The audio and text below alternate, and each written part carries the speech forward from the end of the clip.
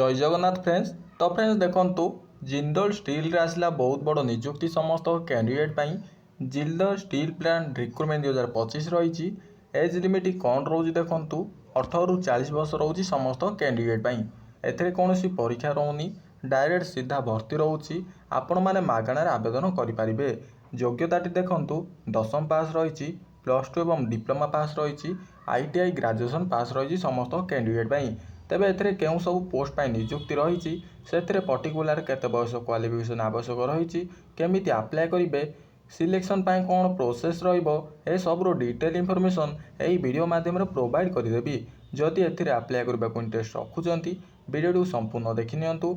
वीडियोटी जदि आपण मानकु इनफॉर्मेटिव लागिबो गोटे लाइक करिवे। चैनल को नुआ करि आस्थिले निहाती भाबरे सब्सक्राइब करी बेल नोटिफिकेशन ऑल बटन रे सेट करिवे।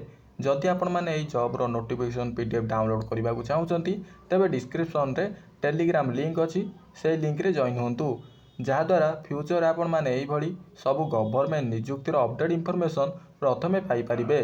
तेबे वर्तमान आसंतु देखिनेबा कोन रही छै नियुक्तिर officially notification T.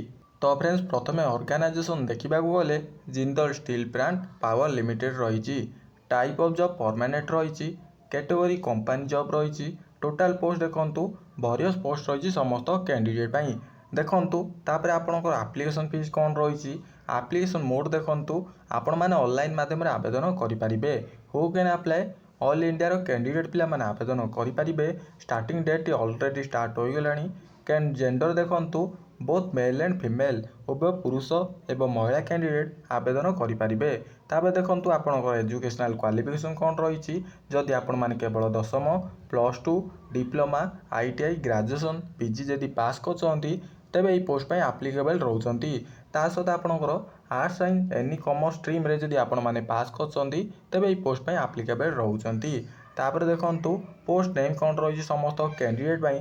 Associate manager रही, मैनेजर एग्जीक्यूटिव रही, एग्जीक्यूटिव पोस्ट रही, असिस्टेंट इंजीनियर रही, इंजीनियर पोस्ट रही, एग्जीक्यूटिव इंजीनियर पोस्ट रही, जूनियर एग्जीक्यूटिव रही, जूनियर इंजीनियर पोस्ट रही, एसोसिएट जनरल मैनेजर पोस्ट रही समस्त कैंडिडेट पाई। तापर देखंतु आपनकर एज लिमिट कौन रोची समस्त कैंडिडेट पाई। आपनकर मिनिमम एज टी 18 वर्ष रही, मैक्सिमम एज टी 40 वर्ष रही समस्त कैंडिडेट पाई। एज रिलैक्सेशन टी बहुत भल रही। गवर्नमेंट रूल अनुसार ओबी स्टूडेंट पाई 3 वर्ष रही, ST SC PWD कैंडिडेट पाई 5 वर्ष रही, एक्स सर्विसमैन कैंडिडेट पाई 5 वर्ष रही, PWD plus SC ST candidate 15 वर्ष एज रिलैक्सेशन टी रहउची। तापर देखंतु आपनकर एप्लिकेशन मोड कौन रही समस्त कैंडिडेट पाई। आपनकर जनरल कैंडिडेट रहउचंदी, EWS OBC कैंडिडेट, फीमेल एवं SC ST कैंडिडेट समस्त कैंडिडेट पाई फ्री रही। समस्ते मागणार आवेदन करि परिबे एई फॉर्म टी को। तापर आपनकर कौन सब डॉक्यूमेंट दरकार होची फ्रेंड्स देखंतु। तापर आपनकर डॉक्यूमेंट रहउची all qualification certificate indicating by the date of birth रही। 2 recent colour passport size photo दरकार रहिबो।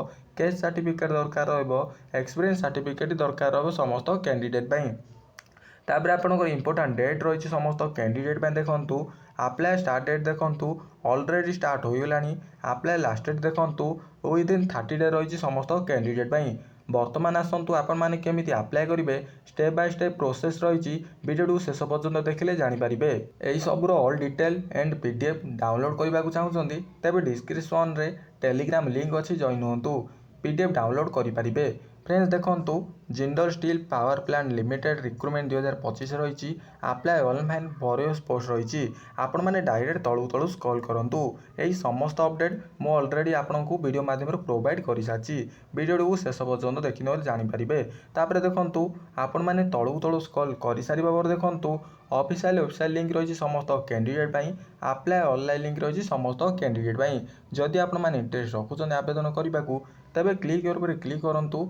क्लिक कर सारिबा पर देखंतु एई भली कि वेबसाइट शो करिवो समस्त कैंडिडेट पाई। देखंतु फ्रेंड्स आपनकर वेबसाइट शो करिला आपण माने केउ जॉब पाई अप्लाई करछंदी से जॉब रो वैकेंसी रही।